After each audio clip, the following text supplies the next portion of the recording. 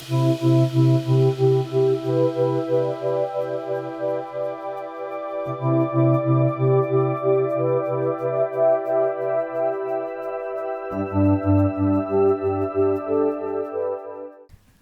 வணக்கம்.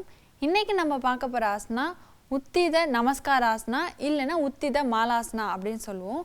உத்தித என்னாலே நீட்டுதல் என்று பொருள். நமஸ்காரம் என்றால் நம்ம கைகள் வந்து நமஸ்கார பொசிஷனில் இருக்கிறதுனால இந்த ஆசனத்தில் உத்தித நமஸ்காராசனா அப்படின்னு நம்ம சொல்கிறோம். மாலாசனால ஒரு கால் நீட்டினது போல் இருக்கிறதுனால இது உத்தித மாலாசனாவும் ரெண்டு பேரும் சொல்லுவாங்க.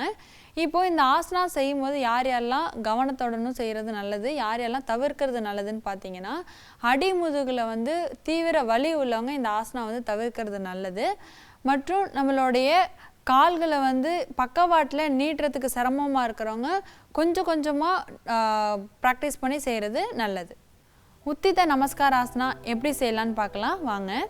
இப்போது கால்கள் ரெண்டையும் நீட்டி கைகள் ரெண்டையும் பக்கவாட்டில் வச்சுட்டு ஆழ்ந்த 2 மூச்சு.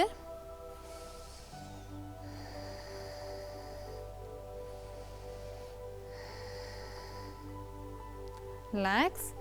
இப்போது நம்மளுடைய வலது காலில் வந்து இது போல் நல்லா பாதத்தை ப்ளேஸ் பண்ணி இது மாதிரி வச்சுக்கணும். நம்ம இடது கால் இருக்கு இல்லையா, இடது காலை இடதுபுறமாக பக்கவாட்டில் இது போல் நீட்டணும். இது நீட்டிட்டு நம்மளுடைய கை முட்டால் கால் முட்டை இது போல் சைட்வேர்டாக இது மாதிரி அழுத்தணும். நம்ம கைகளால் இது போல் கும்பிடணும். இப்போ நார்மல் மூச்சு.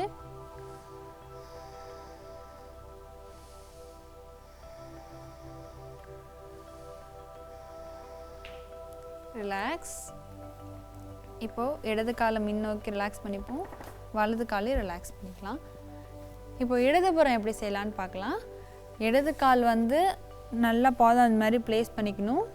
வலது காலை வலதுபுறமாக எவ்வளோ முடியுமோ அவ்வளோ தூரம் அகட்டி வச்சுப்போம். நம்மளுடைய இடது கையால் இடது காலை வந்து நல்லா இது போல் அகட்டணும். அடுத்து நம்ம கைகளை வந்து இது போல் கும்பிடணும்.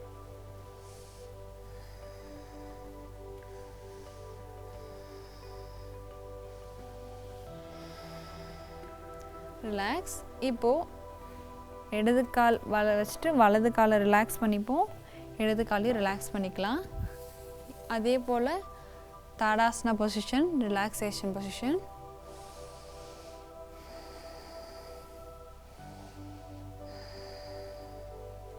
ரிலாக்ஸ். இப்போது உத்தித நமஸ்காராசனா செய்யும் போது நம்மளுடைய அடிவயிற்று பகுதிக்கு ஒரு ஃபோர்ஸ் கிடைக்கும். ஸோ அதனால் அடிவயிற்று பகுதி உள்ள உறுப்புகள் எல்லாமே பலப்பெறும். மலச்சிக்கல் இல்லாமல் நம்மளை பாதுகாக்கவும், நம்மளுடைய கால்கள் எல்லாத்தையுமே நீட்டி மடித்து செய்யும் போது நல்ல ஒரு ஃப்ளெக்சிபிலிட்டி அண்ட் ஸ்ட்ரென்தனிங்கும் கிடைக்கிறதுக்கு காலுக்கு இது ரொம்பவே பயனுள்ளதாக இருக்கும். அது காலையும் ஈவினிங் நம்ம டெய்லி செய்யும் போது நம்மளோட கோலன் வந்து சரி செய்து மலச்சிக்கல் இல்லாமல் பார்த்துக்கிறதுக்கு இது ரொம்பவே பயனுள்ளதாக இருக்கும். மற்றும் கர்ப்பப்பை பிரச்சனை உள்ளவங்களும் இந்த ஆசனா செய்யும் போது படிப்படியாக சரியாகிட்டு வரும்.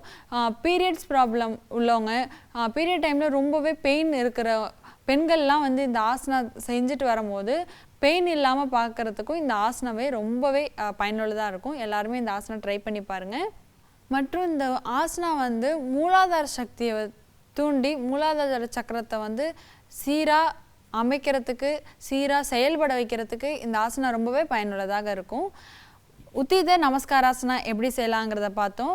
நெக்ஸ்ட் ஒரு எபிசோடில் இன்னொரு ஆசனத்தோடு உங்கள் எல்லாரையும் சந்திக்கிறேன். நன்றி, வணக்கம்.